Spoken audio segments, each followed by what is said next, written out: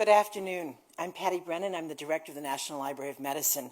Before I give you my welcome, I would like to take a moment and congratulate Donnie Bliss and all that worked on this wonderful film. It was terrific. Thank you very much. We're indeed delighted to have you here this afternoon, and I wish to bring greetings to those of you who are here in the room with us at the Lipset Auditorium, the NLM leadership, NIH colleagues, and those visitors from outside of the fence. We thank you for coming through. I also bring greetings to those of you who are listening on the live stream, and we thank NIH and the CIT for the opportunity to broadcast this, and those of you listening in the future to our words from this afternoon of July the 13th, excuse me. The National Library of Medicine has a rich and long history, dating from a few books on a shelf in an Army Surgeon General's office to what we have today, a global enterprise reaching everywhere in the world and in the future into space. This book that we're here to celebrate today comes at an important time for the National Library of Medicine. It marks our history, it documents our past, and it provides us with a foundation for our future. With the book, it was the combined effort of many people, but particularly Jeff Reznick and Ken Koyle, who you'll be hearing from this afternoon. And working with our colleagues around the library, we not only have this book available in a physical form, but it's available online at the website you see here. The entire book is available for free download, and the images are also available at this website. The book is available through the NLM Digital Collections series. Now, the National Library of Medicine is currently developing a new strategic plan. We do this about every 10 years. And since this decade has passed, we've had a chance to reflect on what has happened over the last 10 years and where we need to be going, because in just about 20 years, we'll be celebrating our bicentennial and hitting our third century. Over the last 10 years, we've seen new things come about. The iPhone came about, advances in biomedical informatics. We now have data science. We believe precision medicine will be a key to the future. Open access to the biomedical literature around the world, and fundamental changes to our country's and the world's health and healthcare systems. All of these challenges and changes offer new directions for a library, a new opportunity for scientific advancement. We, as the world's largest biomedical library, the collection of literature from around the world, we house a significant amount of data resources as well as literature-based resources, and we have the infrastructure to make these available globally and worldwide. The opportunities that are available now must be seized by the National Library of Medicine to continue to accelerate both discovery and progress in biomedical research and in the care of everyday people. We are committed to building the data infrastructure that will support the future of biomedical research and health for all. As we celebrate the present and anticipate our future and look to achieve success in our strategic planning process, we need to build on our history, neither to forget it nor to be held hostage by it. This new book helps us to do all of this. We can recall and build important accomplishments and challenges of our predecessors and remember that change and innovation have always been a part of the library. They're not new to us now. Beyond being a product of scholarly effort, which is one of the major contributions of a research-intensive environment such as ours, and the expertise of our outstanding staff, this book helps to document the expertise of generations of library staff who face the challenges in their day to bring literature and information into the hands of its patrons, and also to grow the institution to what it is today and laying a foundation for where we can be in the future. What we have here is the perfect exemplar of what the National Library of Medicine is about: scholarship and promoting access to our resources through outreach. The book illustrates so much over the long period that it covers, and you'll see when you download your own copy, you can learn about the aspects of the library that may have puzzled you. What is that rooftop looking in that strange shape for us? What's it really supposed to be doing? I learned from this book. You'll also get to meet my sister, who was in that photograph of me for my swearing in, which I'm delighted to see. But the book is most important because it illustrates the people and the place as that form the history of the National Library of Medicine. Books and journals are important, but the delivery of those books and journals requires the creative mind of our entire staff. I want to thank all of the staff, specifically from the History of Medicine Division, who were involved in crafting the book and making it publicly available to all for appreciating it, and also at a time that's so important for our institution. We have to teach the world it's not your mother's library anymore, and this book will show our past and take us there. Please consider opening it up. Please add it to your summer reading list. Please enjoy and take forward the message of the National Library of Medicine and our great history. I'm now going to turn this meeting over to Dr. Reznick, who is the director of our History of Medicine Division. Jeff and his group will be offering perspectives on the book, explaining some of our history, and inviting you in to think about our future. Thank you very much for being here. Jeff?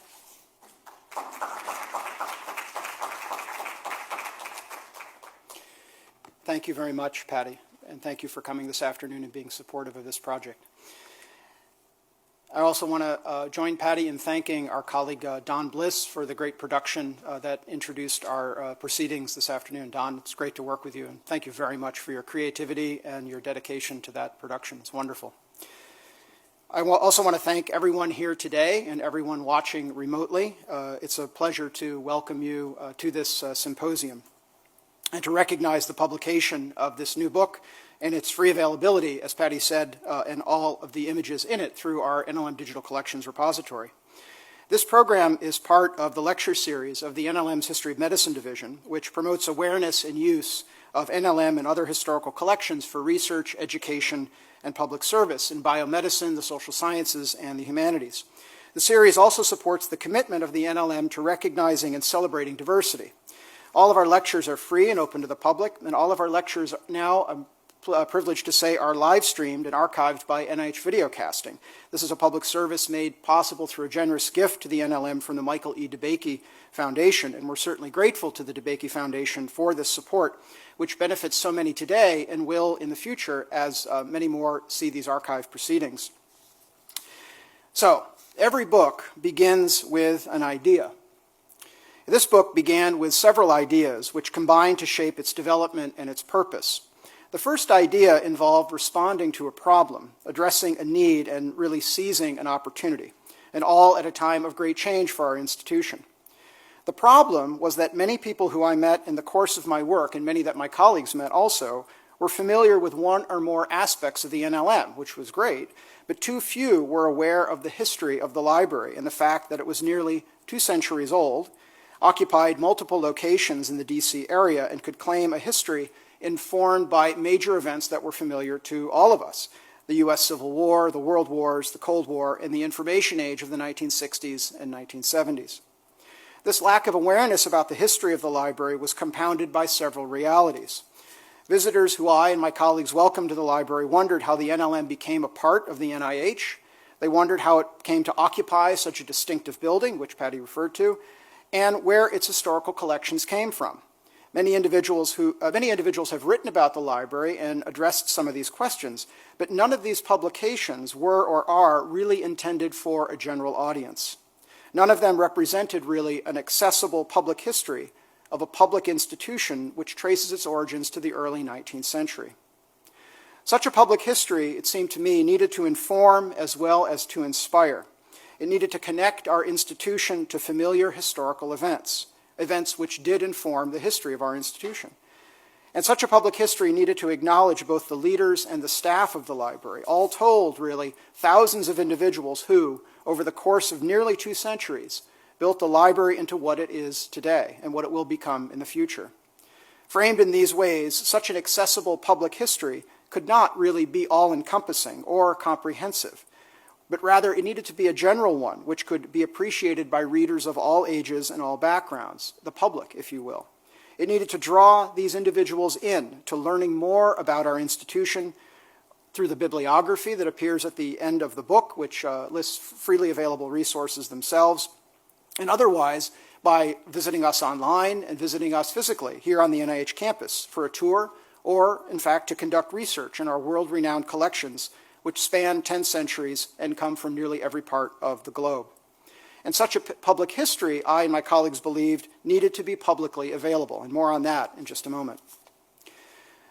So the need to craft a public history of the library became clear, and so was the opportunity to undertake this project with colleagues from around our institution, not only in the History Medicine Division of the library, but in other parts of the library as well, by drawing on our collective expertise and on our rich image collections. And along the way, perhaps, we might even seek out images from other institutions that could help us tell our story. And in fact, we did that, and we'll talk about that later. So this was the book we envisioned, and after some very careful research, some careful writing, and a lot of editing, and a lot of collaboration, this is the book that we've achieved.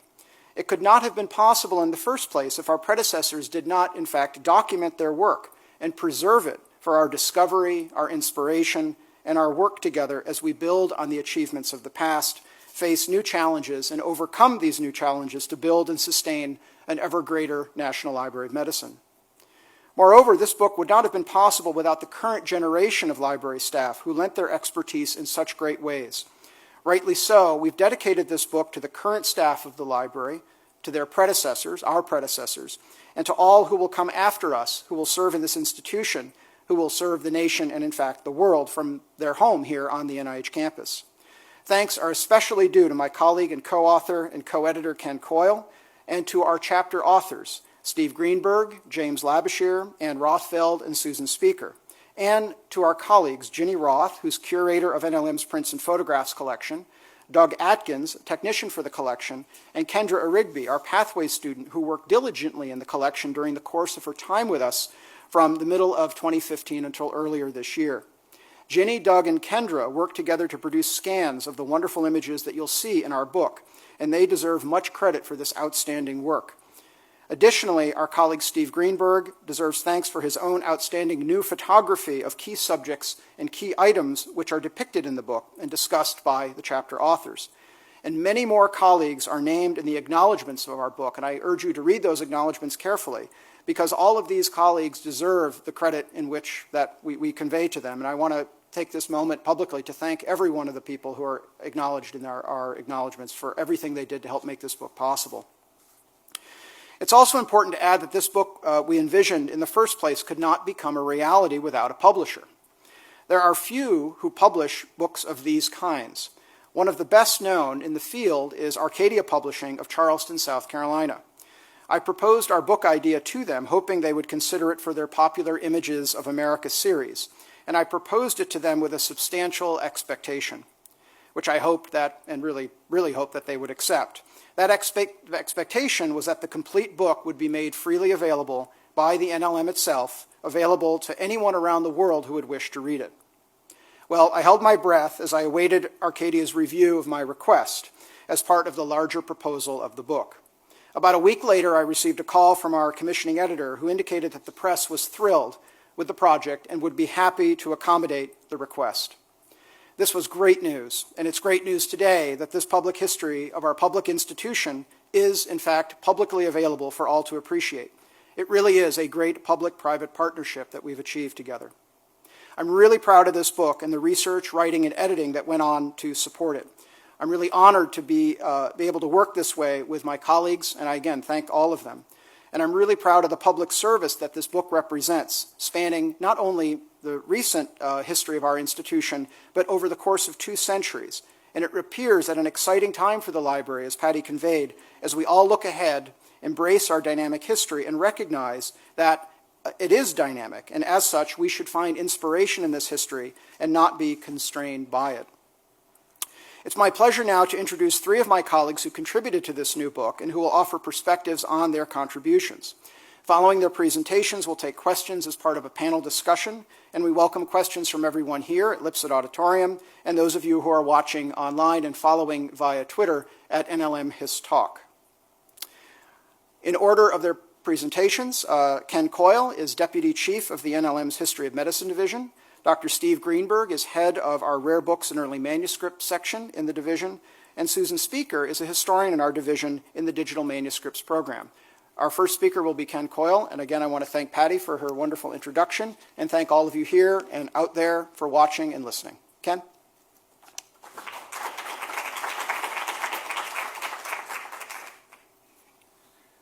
All right, thank you, Jeff, and I'd like to echo Jeff's thanks to Dr. Brennan for her support of this project from the beginning. This has been a very interesting project to work on for a number of reasons. First of all, from the onset, we wanted to approach this as a general audience history, not a scholarly work that only other historians would be interested in. So that meant that we did all the same research that we would do for a larger, more scholarly work, but then we had to pare it down to short, concise chapters that highlighted the significant stories and events from our history without drowning the reader in minutia. And second, this was meant from the start to be an illustrated history, pulling primarily from the rich collection of prints and photographs at the National Library of Medicine. This meant that the images drove the narrative to some extent, which was especially significant for the early chapters like mine, where there weren't a lot of images available from those time periods. We did focus on the images, but we didn't allow the images to derail or skew the overall history. But it did make us think about how the images could tell the story that we wanted and needed to tell. We are, of course, a library, and in fact we're the biggest library of our kind in the world, and so to a great extent our history is documented in our own collections. However, we discovered while researching this book that other institutions held a handful of documents and images about us that we don't have in our own collections.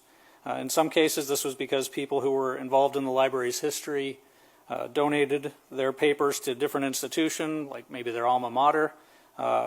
In other cases, another institution with an intertwined history, such as the Smithsonian or the National Museum of Health and Medicine, had unique materials about our shared past. And in one particular case, it was because the document in question predates our own library's history and our own library's collections. So we knew that in early 1956, Senators Lister Hill and John F. Kennedy introduced legislation to rename the Armed Forces Medical Library as the National Library of Medicine and to move it from the Department of Defense to the Public Health Service. We had this legislation in our collections. It's freely available. It's mentioned in Chapter 5 of our book. But as I argued in the book, and as others have argued before me, we have a legitimate claim to much deeper roots than this 1956 name change.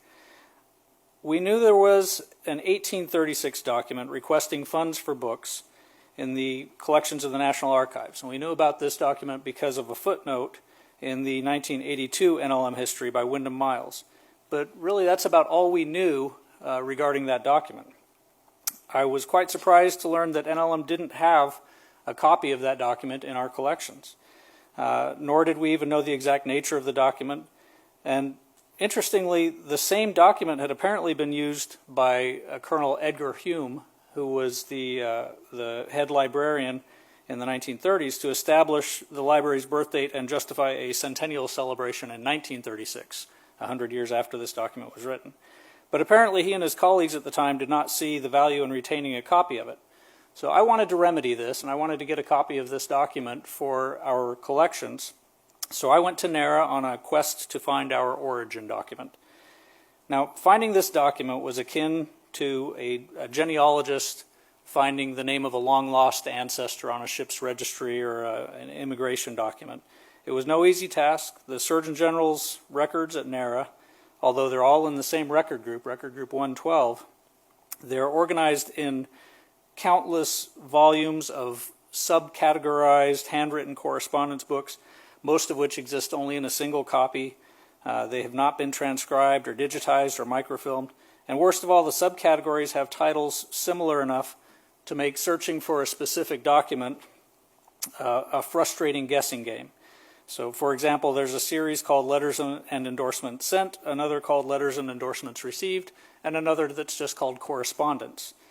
So I spent a day at NARA, and I was ecstatic to find the budget estimate from November 12, 1836, that included the first request for funding for books for $150, which you can see down at the bottom of the document pictured on the screen there.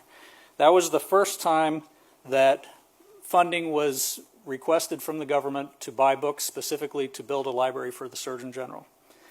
So I took pictures of the document and I went back to the office satisfied that I had succeeded in my quest.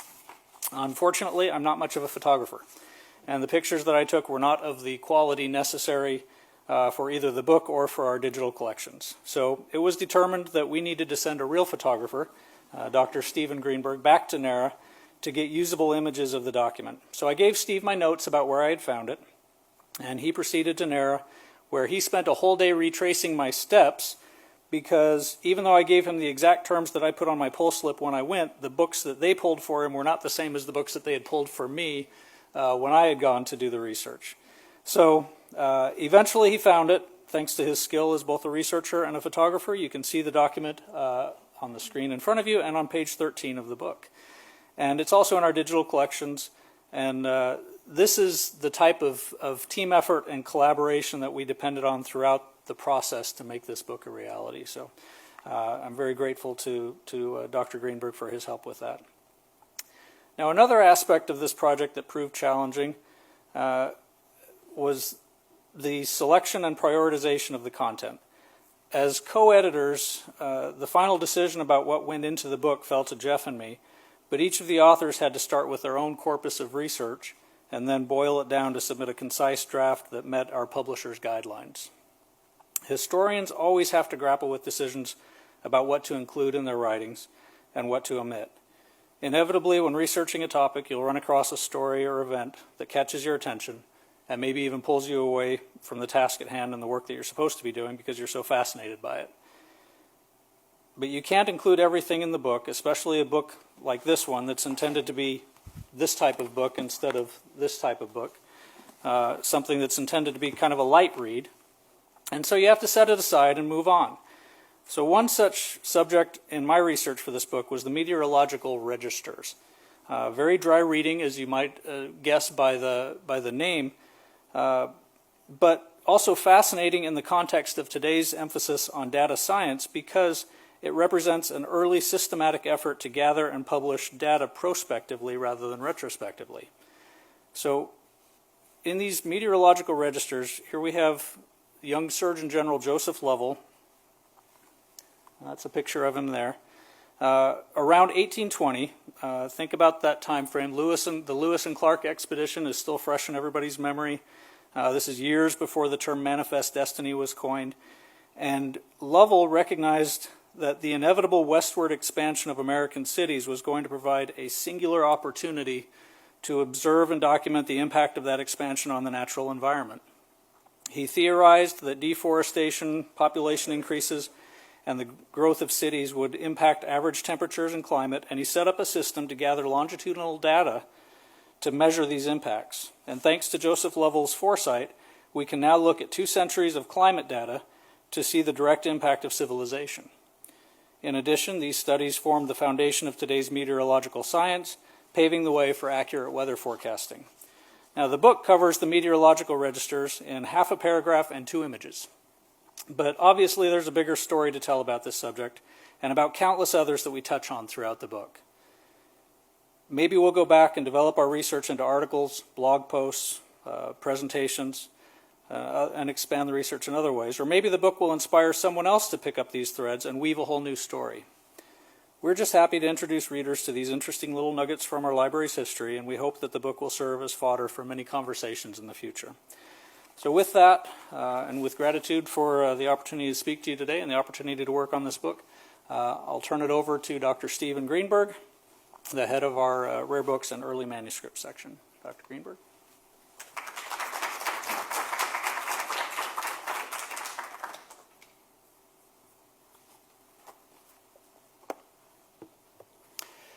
So I get to jump ahead a considerable period of time to the 1930s, at which point the library had its first custom-built as a library home, the building we call the Old Red Brick at the lower left. The Old Red Brick was kind of worn down a little bit by the 1930s, and Susan Speaker will be telling you more about that in a moment. But the bottom line is that the library in the 1930s had problems. First of all, there was this depression going on, and it affected us at the library as much as anyone else. The building, as I said, was old. It was housing both the Army Medical Library and the museum. Space was at a premium. There was simply no more room at the inn. And there was a staff issue because the staff had never been large, but as the 1930s progressed and it became clear that there were bad things brewing in Europe, much of the staff were serving Army officers. They were not permanent employees at the library. It was a posting, and they wished to go back to more active positions in the field.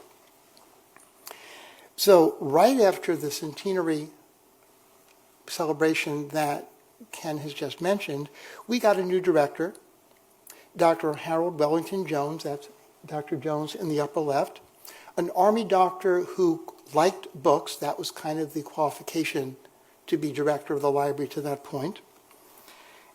He came to the library in 1936 expecting to spend 4 years at the library as a standard posting. That's what you did.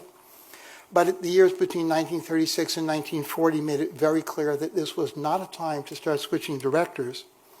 And so in 1940, the point when Dr. Jones not only would have left the library, but also would have been ready for retirement, he agreed to stay on. And he, in fact, stayed at the library until 1945. And one of the immediate issues that came up, and this really comes to the fore in 1940, is that war had broken out in Europe, and war was expected to spread, and sooner or later the United States would become involved. And in December of 1940, a full year before Pearl Harbor and the U.S. entry into the war, the Librarian of Congress, Archibald MacLeish, contacted Dr. Jones and also curators at other culturally historical sites in the D.C. area and said, folks, make plans. Now, it sounds a little weird that they were thinking of German submarines sailing up the Potomac and setting fire to Washington. But remember now, this is December of 1940. France had fallen. Europe, except for England, was under the control of the Nazis. The Battle of Britain had been raging, and London was being bombed on a daily basis through the summer of 1940. There was a lapse in October of 1940 because of the weather, but everyone expected this to start over again in the spring of 1941. So this is not as far-fetched then as it might seem to us now. And collections were seen as being at risk. So plans were made to move what is now the History of Medicine Division to Cleveland, to the Allen Memorial Library, and you see the Allen Library in your upper right. And beginning in 1942, 952 cartons weighing 75 tons of books were transferred to Cleveland, where in fact they remained until the current building was opened in 1962. And for those of you who have heard my tours, and I give a lot of them, I often say, well, I guess they were sure by 62 the Germans weren't coming. Now, another thing that they were able to do was to hire a staff to deal with historical materials that the library had. And I want to bring to your attention, if I can find the lightsaber here. Oh, there it is. I want to call your attention to this lady over here. That is Dorothy Shulian, and more about Dr. Shulian in a moment.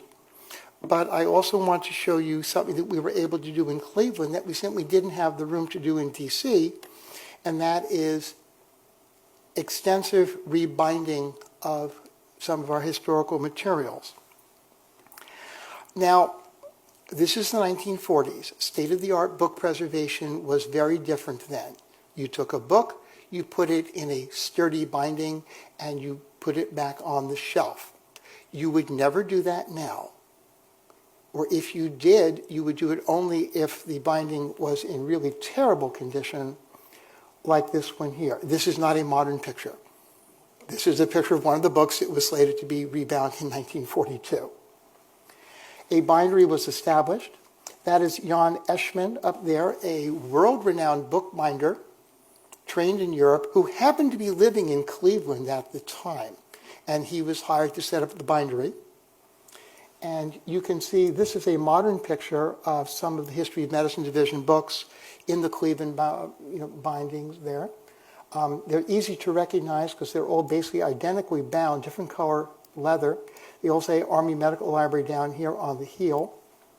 And one of the card tricks I get to play is I can look at that book and I can say that I know it was bound between 1942, or really 43 when the bindery opened, and 1947, because after 47 they start to say Armed Forces Medical Library down on the heel. So that's called Amaze Your Friends. The interesting thing, though, that Dr. Shulian did, and she was hired to work at the Cleveland branch in 1944 and was one of our most skilled bibliographers. If you've ever done any bibliographic work with our earliest books, you'll know that our bibliography of Incunabula, those printed books between 1450 and 1501, was edited by Dorothy Shulian, and it still is a quoted standard throughout the world. Dr. Shulian would take the discarded old book bindings, the stuff that looked like this, once they'd been taken off the book, she took them home and she soaked them apart in her bathtub in Cleveland, because back in the early days of printing and binding, you would take scraps of waste paper and stick them between the leather of the binding and the wood of the board. They were called binder's waste. She soaked the bindings apart, was able to rescue some of those bits and scraps. And this is a recent picture of some of the stuff that she found. We have it in HMD. We have cataloged it based on the book that it came from, and it's searchable in our online catalog under the term bathtub collection.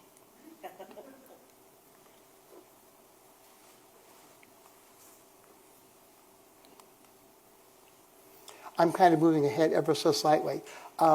So the red brick building was seen as worn out well before the war. And Jones knew this. And the Army knew that the library was not meeting the standards that it wanted to be because it was kind of a war on. And the requirements for the library had increased dramatically without. There was an increase in staff, but it wasn't a professional staff. And Jones knew this.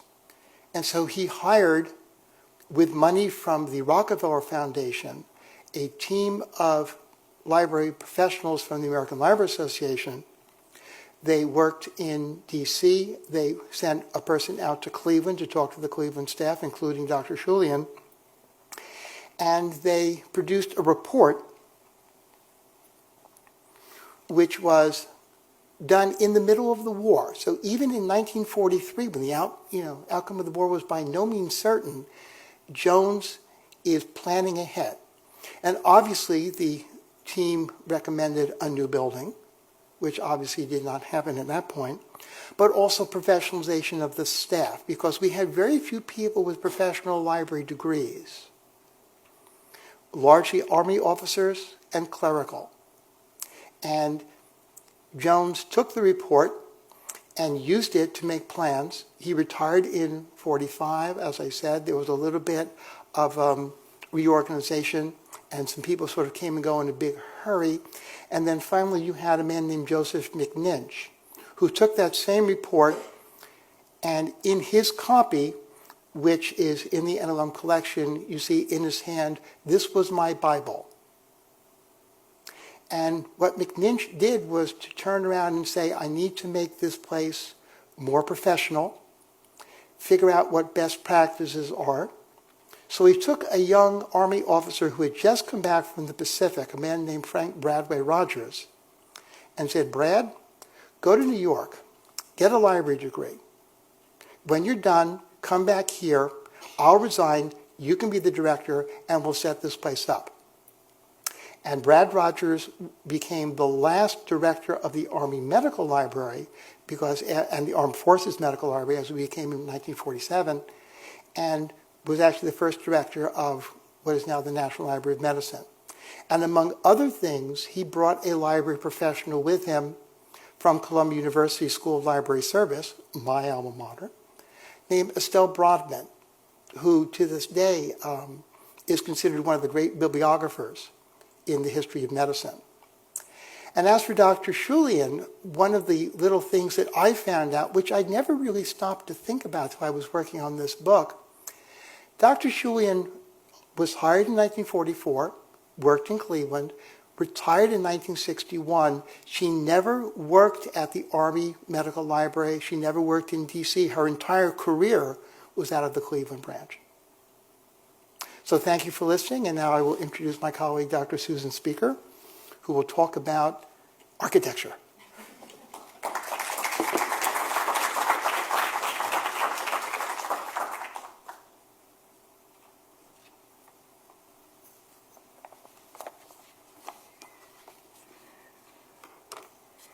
One of the great things about working at the Library of Medicine is that I'm always learning new stories about science and about medicine. My work here has taken me into the history of molecular biology, the history of cardiac surgery, tropical medicine, public health, military medicine, and many other areas. This collaborative history projects that we're celebrating today expanded what I know about the library's institutional history, of course, the people, the organizations, the changing structures, the budgets, things like that. But it was the architectural story that really intrigued me the most. For one thing, learning more about the architect's design decisions about the new library building reminded me that buildings, like everything else, reflect the culture and the technological limitations of their times.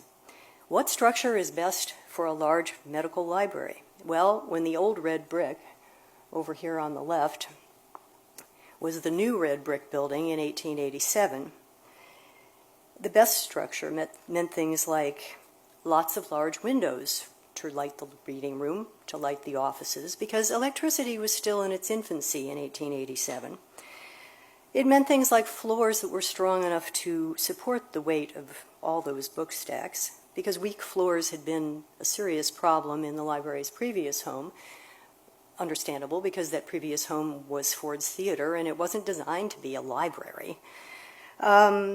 It meant a central heating system, which was an innovation in that era. It also meant toilets conveniently located in the backyard, and enough space to accommodate, at least 20 years' worth of collection growth. This didn't happen, by the way. They were bursting at the seams after less than 10 years.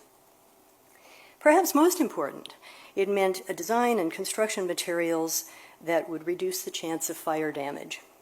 This was seen as the state of the art in the late 1880s.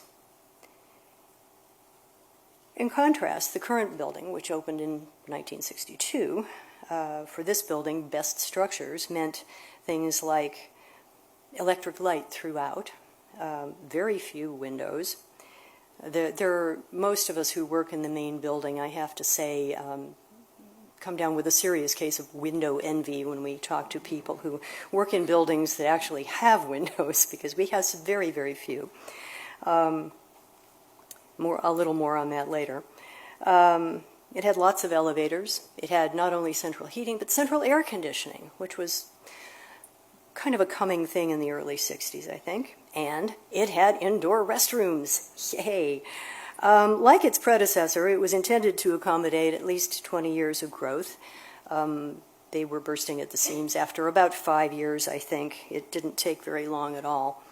This seems to be the nature of libraries until we kind of hit the digital age. And like its predecessor, it was built to reduce fire risk. But just as important for these times, it was designed to protect the collections, the staff, and the patrons from bomb blast shocks. Remember, this was the middle of the Cold War, and the possibility of nuclear attacks were looming large for an awful lot of people. So, first of all, the collection materials would be located very safely in 3 subterranean levels. The architects and the engineers who worked on this project believed that shock resistance would best be achieved by using design and materials that could equalize the pressure across the surfaces and on the inside and outside of the walls and floors. At least this was the theory. So the floors needed to be extra thick and strong. The exterior walls were built with these narrow channels. You can see them on the bottom photo over there, the slots from top to bottom. These were features to absorb shock. As you know, if you've been in the building or you work in the building, those little depressions there bump out, and there is glass at right angles to the walls. That's the kind of windows we have on the first floor of the library. And the idea was that if there was a bomb blast shock, the windows would blow out sideways, dispersing glass along the walls instead of inward into the reading room and showering the people there. Hopefully those people would be well below ground down in the stacks where they might be safe. And also work to equalize the pressure on the inside and the outside.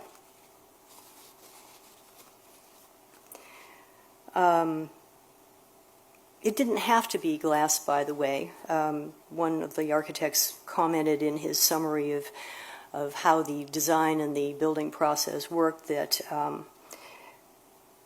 it's perfectly practical to be entirely dependent upon artificial light and ventilation, which was the going thing in the 1960s, I guess. But some people like to have an opportunity to look out once in a while, and it is convenient when it is time to go home to know whether it is raining outside.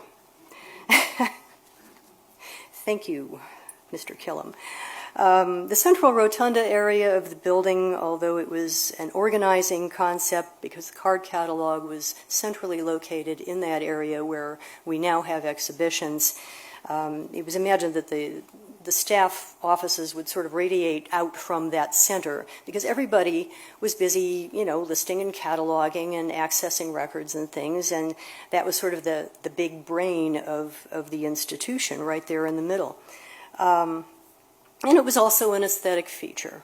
A nice rotunda area with light coming in above is sort of a nice thing to have in a building. But that, too, was designed partly as a pressure release feature for the building. As the architect explained it, if there was a bomb blast, force would be conducted along the first floor somehow, and the pressure would be able to sort of travel up and out through the rotunda. Kind of hard to picture that, but that's what he said. And it all sounds great, doesn't that sound really physicsy and space-agey and just like, wow, they were really thinking about this. But I shared this story with a very good friend of mine who has been an aerospace engineer for like 1 million years, and he gave me a short lecture about how shock waves work. Apparently, at certain magnitudes, air waves start to act more like fluid, and the mechanics that you have to start calculating become considerably different. It's apparently quite difficult to predict what a given blast will do to a given structure without actually bombing that structure. And keep in mind that in this era, they didn't have computer modeling to do these predictions with. They were doing it mostly with guesswork and slide rules and a few demonstrations that they were doing out west with some of these little Potemkin villages that you've probably seen pictures of or films of. It's really, really hard, even now, he said, to figure out what the effect is going to be. So if you can't figure out what the effect is going to be, how can you really, really prepare? He also commented that these vertical slots in the wall and the pressure release through the rotunda opening probably would not have helped very much in terms of releasing the pressure or keeping it from crushing the building at the time. In fact, he said, it would have been better to put dimples in the outer wall like a golf ball, little depressions like that. Apparently, those kinds of shapes dispel air pressure much better than some of these other ideas, which is why golf balls still have dimples in them. It helps them fly better, apparently. There was one planned bomb-resistant feature that might have actually helped, although not in the way that they intended it to. They wanted to put a sort of dry moat with an embankment of earth around the building. And the architect talks about a very complicated system of little louvers right at ground level that the library staff could kind of open and close when they knew that the blast was imminent, I guess. I don't know how you do this. But, and this would equalize the pressure between the external and the internal so that, again, you could avoid some of the structural damage. My aerospace engineer friend said that actually that earthworks idea was a pretty good one because the earthworks all by itself probably would have helped deflect a good bit of the pressure wave if it came. So maybe we should have gone with the golf ball decor, I don't know. It's probably impossible for me to talk about the Cold War architecture and the bomb resistance features of Building 38 without saying a few words about the legend that most NLM staff have heard in some form or other regarding the building's bomb-resistant design. The version that I heard when I first got here 17 years ago was that the building was designed so that in the event of a nuclear attack, the walls would sort of flap down like flaps on a cardboard box and seal all of the precious collections down in the subterranean levels. And indeed, the NLM was fitted out as a bomb shelter for many years. There were storage rooms down in the basement levels with all kinds of supplies in them, and I think also some bathrooms and showers, other things that have long since been eaten up for storage space and stack space and office space. But the idea of the walls falling in really puzzled me, even the first time I heard it, because if you look at the building in aerial view, where's the clicker here? Okay, there we go. Lower left there. If you look at that aerial view, it's very clear that the walls would have to be much, much taller to flip down and cover up the ground floor of the building, right? I mean, it wouldn't work. And Walter Killam, the lead architect for this project, wrote a nice little account of the design and the building of the library, which was published in the July 1961 issue of the Bulletin of the Medical Library Association, which talks in great detail about how this all was done. And he doesn't say anything at all about the walls flopping down to seal in the collections. And I sort of think he might have done that because it would have been an extraordinary structural challenge and very unusual even for those times.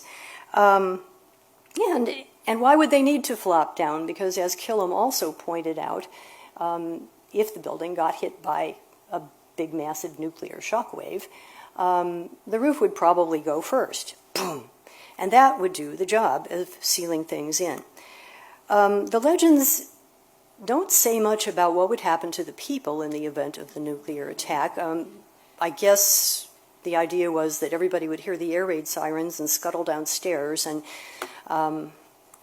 weep over the fact that the incunabula collection was actually above ground because it would be toast. There is nothing about whether there's special ventilation for people hiding in the basement. There's nothing about whether there's a secret subterranean escape tunnel for people hiding in the basement. I'm guessing that with enough food and water and bathrooms that people could hang out there until they were dug out, we hope. But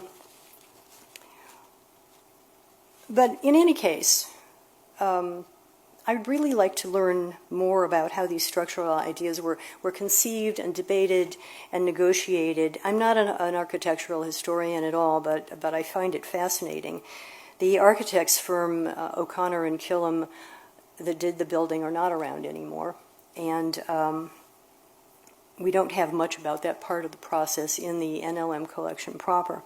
But I'm hoping that perhaps someday one of us can pursue the story further. As Ken said, if we don't do it ourselves, perhaps we can inspire some budding scholar to take up the task. To wrap up, I have to say that together with learning about the Cold War architectural design, I also really enjoyed discovering more about that odd little cap on the roof of the library, which has always reminded me of the Jetsons cartoons from the 1960s, you know, that very futuristic looking design. And it turns out that the architects thought at first of just putting a regular dome over that rotunda area. That would have been the usual practice. But they decided to do something a little more modern looking, and so they used a form pioneered by Spanish-Mexican architect Felix Candela, which uses plain old 2x4s, oddly enough. They don't even get shaped. They're just put end to end in a framework, and you spray a thin concrete shell over that. And it turns out that these are much lighter than standard domes, which is kind of nice for the integrity of the building. And, as an added bonus, it was less expensive to construct as well, and the budget minders always appreciate that. But the best thing was that I found out what it's actually called. It's not a pagoda roof, it's not a Jetsons hat, it's called a hyperbolic paraboloid. And now you know. Thanks so much for joining us.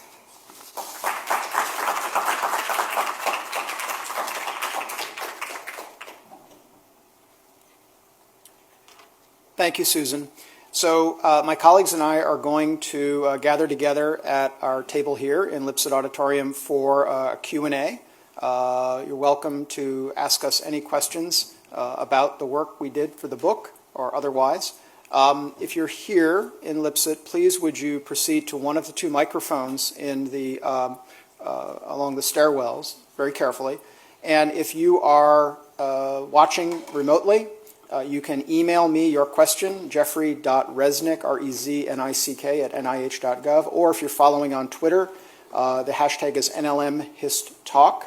And I'm happy to say we have two questions via Twitter already. And I'm going to join you at the table in a moment, but I'm going to share these questions right now. One of the questions we've got is, with all of the images available, how did we decide on the best or more appropriate, or most appropriate for inclusion? And related to that is, during the research for the book, did we uncover anything surprising about the NLM? So why don't we take the latter question first? What did we discover anything surprising about the NLM? Susan, you want to go first, then I'll join you and we can proceed? Use your microphone. Okay. Well, a lot of what I discovered was in the talk, that there had been some actual real planning for some of these bomb-resistant features, and the architect had written about it, which was something that I hadn't come across before. And it was also surprising that we didn't have more of that process documentation within our collection, frankly. We did have something concerning the initial debates about where to put the library, for example, and those kinds of negotiations. But as far as the actual building process went, and I'm sure there must have been a lot of negotiations before the contract was finally approved and things actually started moving. I can't say we don't have it, what I can say is I didn't find it. Ken? All right, so it's a very good question. The number of things that you learn in doing a project like this, it's even if you already know a lot of the history going in, it seems like every rock that you turn over, there's something that you didn't know. From little things like, again, I mentioned as I was talking about my quest to find that origin document, that 1836 document that we didn't have, and I couldn't understand why we didn't have that in the first place. That seemed like something that should have been part of our collection, and it is now. But learning about the circumstances around that document, the fact that Joseph Lovell, who had been the Surgeon General up until just about a month prior to that, happened to die of pneumonia right before that budget request was due. So the man who ended up submitting that was just an assistant surgeon who happened to be working in D.C. at the time. He wasn't even a senior officer. He was kind of a very junior guy who happened to be working there, and somebody grabbed him and said, okay, you're in charge until we pick somebody else. And that was Benjamin King. And so he was only the acting Surgeon General for about a month and a half, but during that brief period, it was time to submit the budget request for the following year, and he tacked on there that $150 for books. And that was the first time that had happened. So it was interesting, the circumstances that led to really establishing the library, planting the seed with those first few books that became the library. It was just an interesting happenstance that occurred. So, Steve? And one of the things that I ran into is that in the mid-1930s, there was a plan for a building to replace the red brick. It was to be near the Library of Congress. I think where the Folger Shakespeare Library is now. I'm not sure about that because it's all very vague. There's one architect's rendering which is repeated in the American Library Association report, and it looks very much like a Jefferson, rather a Lincoln Memorial sort of building, columns and things. But as far as I know, there was nothing ever done except for that external drawing, no internal plans, and never a budget to go further.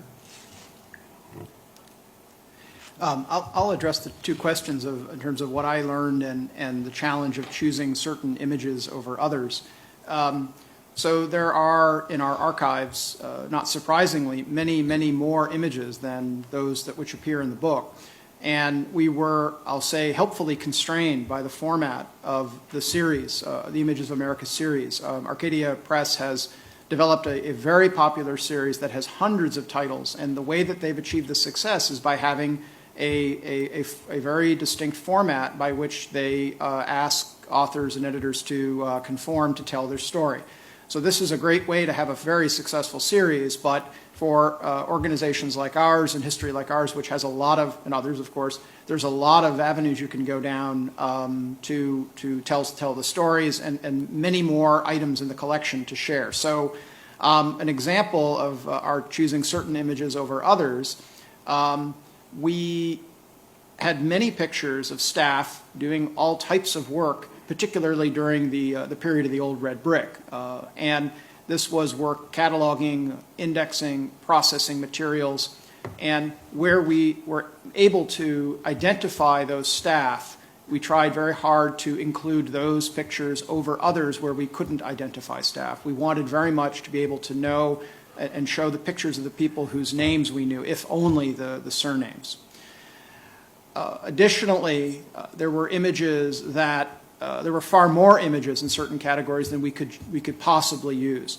In the construction of Building 38, which Susan spoke about, as well as our adjacent building 38A, which is the Lister Hill National Center for Biotechnology Information, which is shown in the video production that you saw at the outset of our program.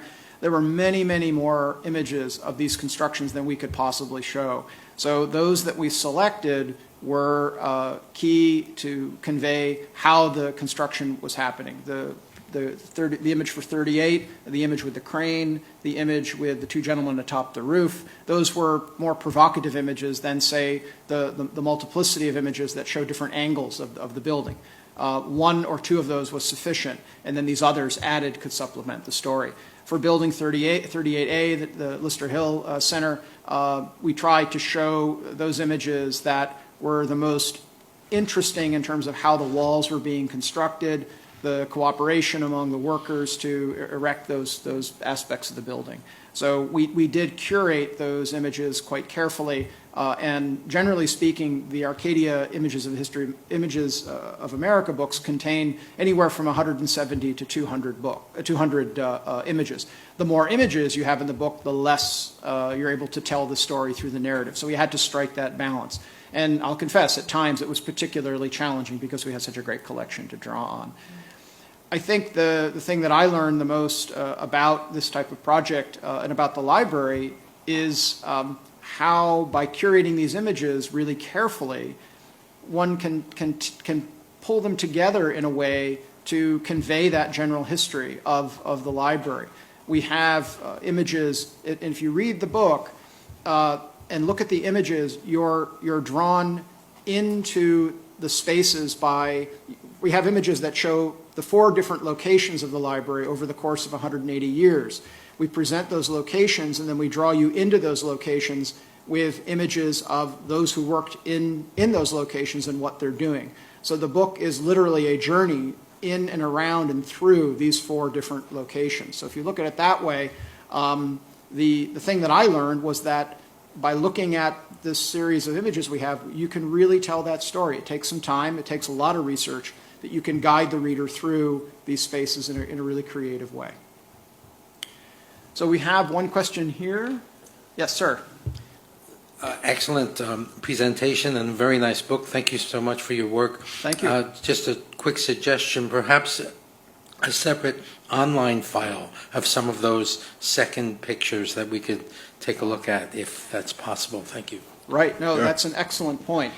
We were speaking with a colleague of ours at the library, and I was sharing with her that the very fact that we have many more images than are available in the book, and we've talked a little bit about some additional posts on our blog circulating now that would allow us to use those particular images. And let me share, beginning this week, we are beginning to serialize this book. So there are 9 parts representing the 9 sections of the book, the 8 chapters in the introduction. The first part appeared earlier this week. The second part was published today. That's Ken's chapter. And over the next several weeks, you'll see the serialized content come on our blog. Another great way in which we're sharing this history with the public, and we thank Arcadia Publishing for that opportunity. So we will hopefully do some posts after the serialization that can share some of these other images. Jeff, hi. I Yes, congratulate you on the book, but 2 comments about the 1962 building. One related to the last presentation. I believe at the same time that building was being constructed, the museum itself and perhaps also the Armed Forces Institute of Pathology were having buildings built on the Walter Reed grounds, and also they were very concerned about bomb shelter, and I believe that one or both of them had walls many feet thick, especially pointing downtown as bomb, and so that there are similarities in the design aspects of the two buildings. I don't know if you've gone into that. Yeah, I didn't, but it would be one thing that I thought might be fun to do, again, given time and opportunity, would be to check, what kind of building programs we were doing, Right. federal government at that time, and how many similarities there were. How many buildings do we actually have in this area Right, that yes. are Cold War ready? Yeah. But I know, especially on the Walter Reed grounds, that Yeah. they were very concerned Yeah. with that. And the second point I would make, in going through the building, I was very surprised not to find a discussion of Luther Terry and the Surgeon General's report of 1964, because I think that alone probably justified the cost of building the 1962 building. My understanding is that Dr. Terry was able to commandeer several rooms in the basement of Building 38, set up a staff independent of NIH and the rest of the Public Health Service, and research using the facilities of the library, the true story of smoking and health, and issue his report.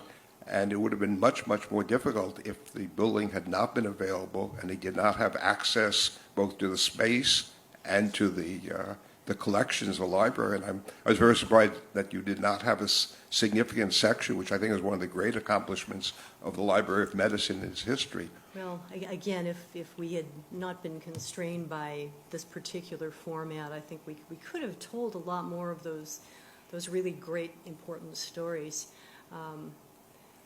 Dr. Terry was actually very lucky that he was able to assemble his team when he did, because if he'd waited another couple of years, they wouldn't have had enough space for them.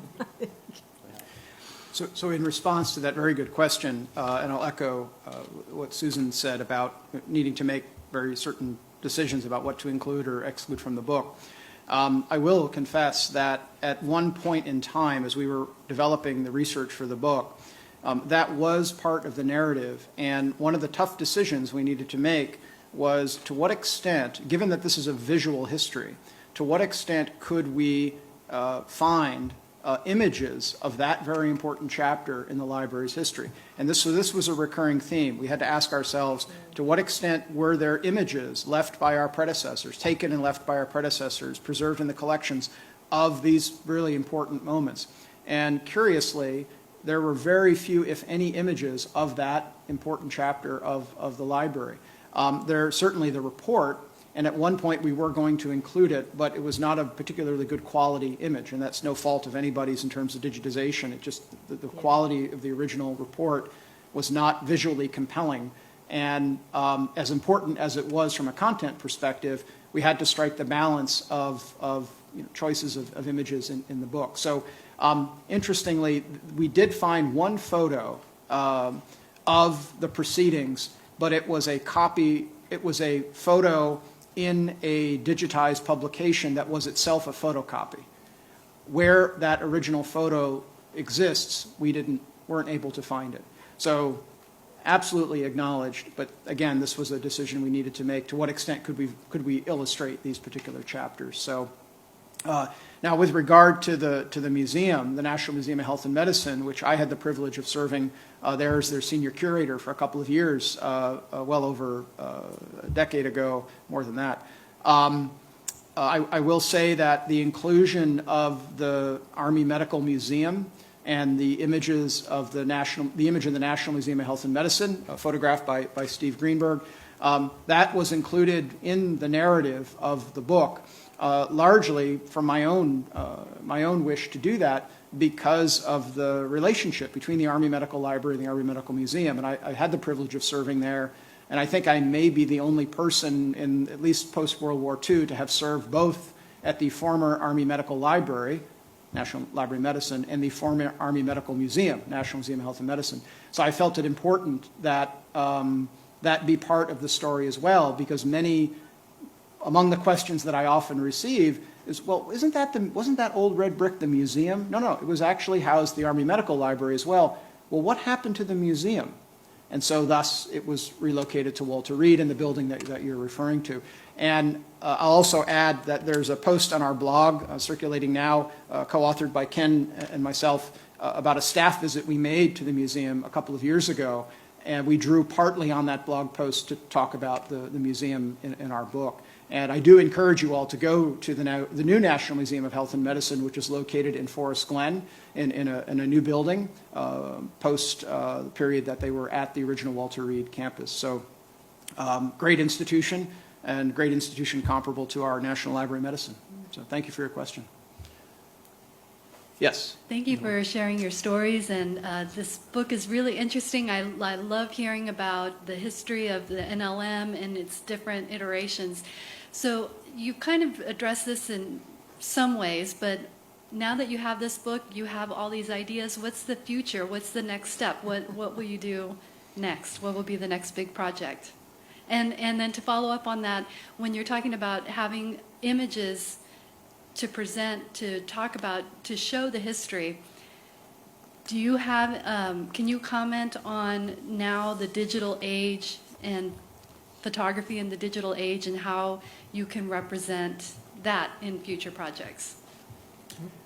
So with regard to thank you very much for both questions. With regard to your latter question about photography in the digital age, I'm going to defer to Steve Greenberg, who is a photographer and is much better suited than I am to address that. In terms of future projects, well, I'll talk about that perhaps after Steve addresses that question. Thanks, Jeff. If I had the time, I could do a book of this length just on the Army's response to World War II and the Army Medical Library's response, and there would be pictures to support that. In terms of taking some of the pictures and digitizing them, you can do so much more than you could to make the pictures more presentable. But on the other hand, you don't want to polish them up to the point where the fact that they were once upon a time silver halide images. So some of the sketches really kind of need to be there. And one of the few limitations that I bumped into is that the pictures needed to be in black and white. And so there were some pictures that I converted from color to black and white to keep the tonality the way I would want it to be to represent it better, which is way easier to do digitally than it was in darkroom days. But at least we were not faced with the opposite. We didn't have to colorize anything, which was sort of nice. But at one level, we've only scratched the surface of what we just have in our own collection. If we continue to look elsewhere, to the museum, to the National Archives, to other institutions, there are all sorts of stories that we could tell.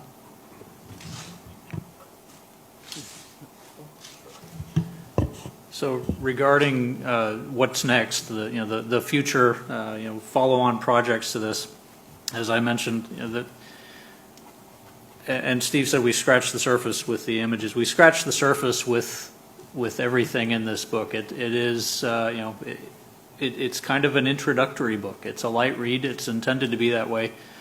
We don't go into really great depth on a lot of issues, and there are, dozens of aspects of just the chapters that I worked on could be blown out into almost full-length books or certainly presentations. So the thing that I mentioned in my talk about the meteorological reports, I think that's really timely and a really fascinating and I think kind of understudied part of our history and part of the Army Medical Department's history, for that matter. The library, of course, belonged to the Army Medical Department at the time. And so the fact that somebody in that time frame was thinking the way that Joseph Lovell was thinking and thinking about climate change and things at that level and at that time is really interesting, and I think really ripe for somebody to probe that deeper. And I don't know if that's going to be me because I do actually have a full-time job, but I think there's a lot of interesting work to be done in that area and countless others throughout the book. So I appreciate those responses very much, and I agree with them. In terms of what's next, I think the foremost thing is to continue to share this book as publicly and widely as possible, to encourage a wide readership to look at it and to become interested in what our institution has to offer, both historically and in terms of its contemporary mission. As Ken said, there are dozens of aspects of the book that can be blown out into full books.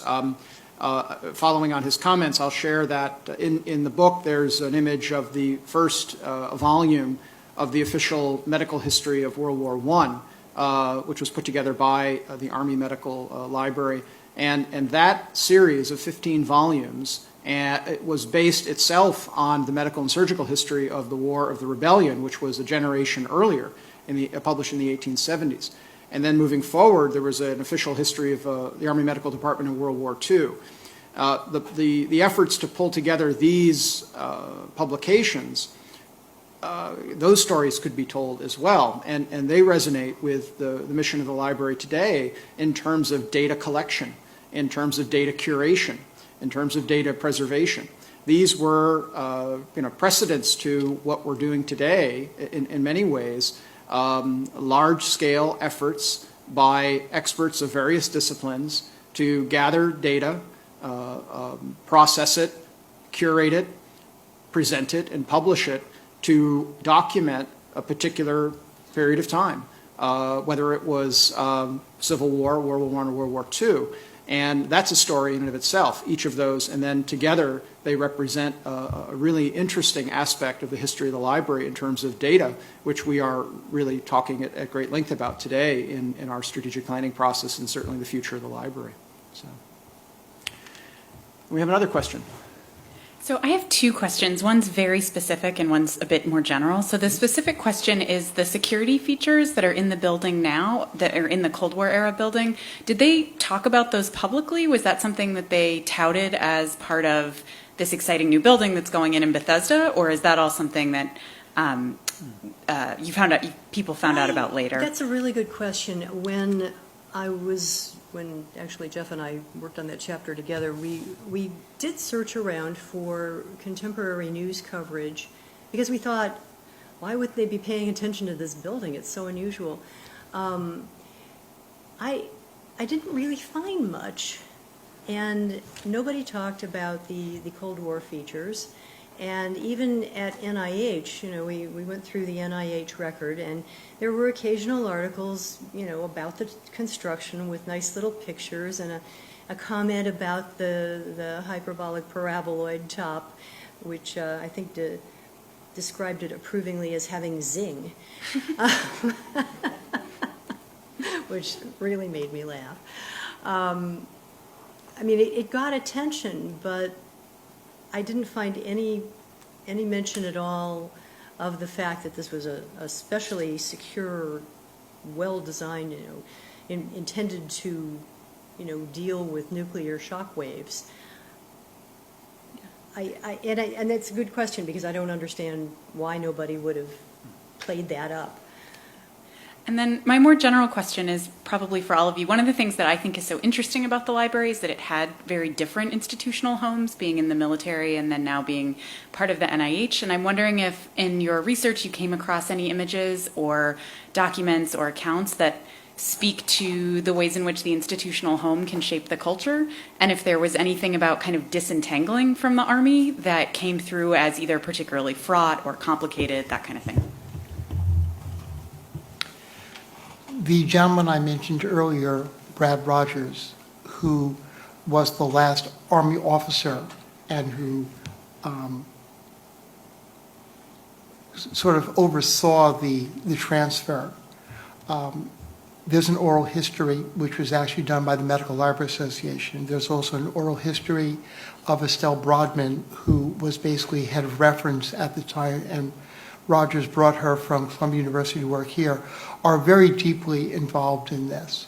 And there are also sources from outside the library, places like the New York Academy of Medicine and the other major medical libraries of the time saying, hey, if you're going to be a National Library of Medicine, here's what we expect you to do. And I think the most famous fruits of that particular moment are the establishment of the regional medical library system. And one of the, you see in that lovely video, one of the original maps of the RML districts, that we would act not as a leader in the military sense, but a leader in the intellectual sense of giving a point of focus. And also an interlibrary loan system that was unique then is unique now to get things to people without the normal restrictions of you need to know exactly where it is. And the dock line system still exists and allows the fastest response possible for people who need an interlibrary loan request for a patient who may be literally bleeding on the table.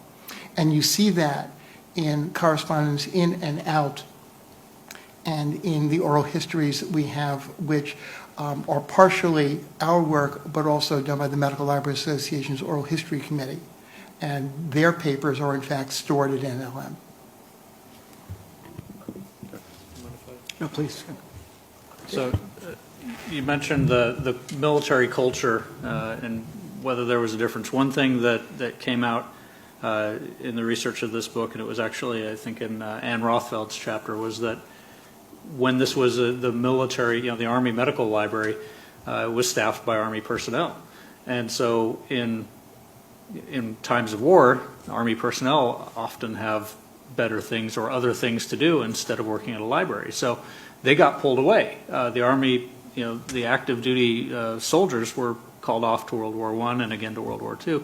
But when they were called off to World War I, the impact of that was that they were backfilled by women primarily. And so this was the first time in the history of the library that the staff was predominantly filled with women who worked as librarians and technicians and did everything in the library. And so that was kind of a turning point. And some of the women who came in, both as physicians who brought their medical expertise to work in the indexing and the cataloging, and women who had expertise as librarians, really kind of turned or started the turning of the library from this Army institution into a real professional library, and it made a huge difference.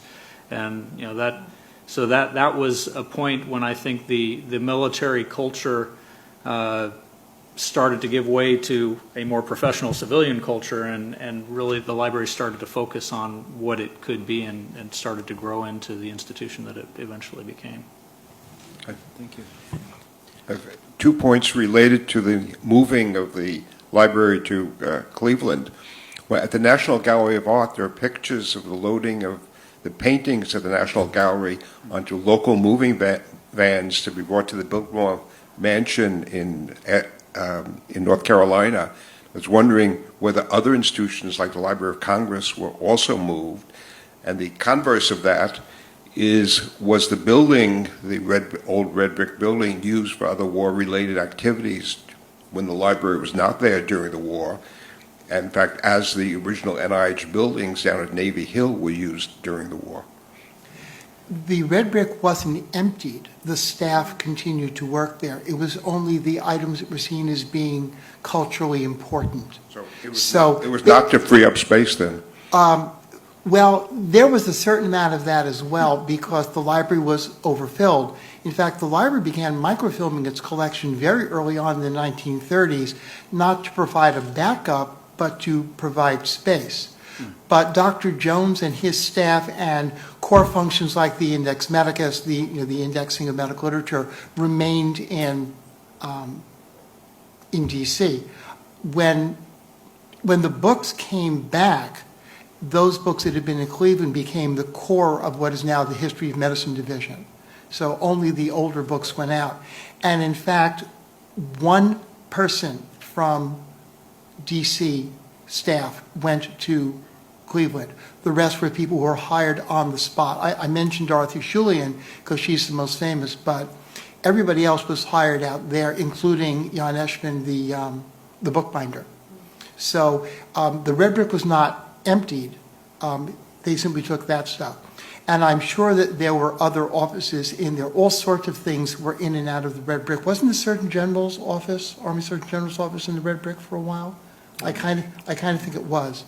Yeah, and so was the pension office. Right. Oh, yeah. That's right. So, it's wartime, and the empty office isn't going to be empty for very long. So we're nearly to the end of our program, but there's one more question that we received that I'd appreciate it if we could address, because it's a really important one. During the preparation of our book, what did we learn? What did we learn anything that differed from our earlier histories?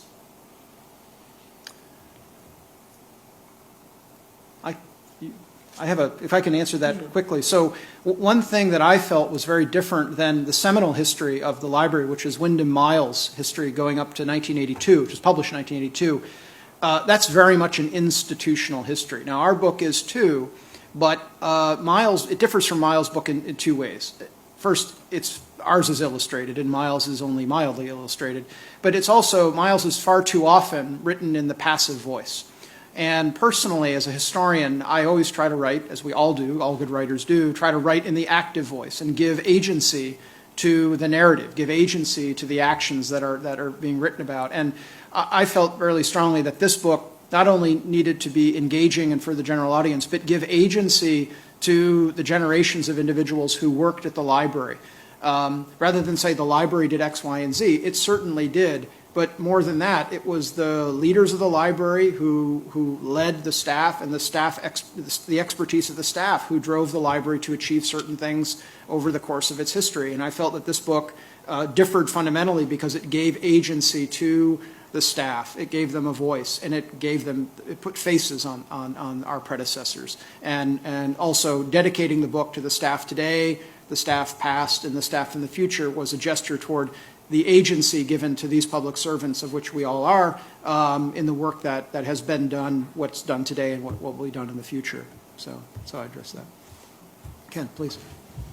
So I would add to that the method that we took in researching this book, kind of building on the image collection and finding images that could tell the story, meant that we necessarily had to tell a different story.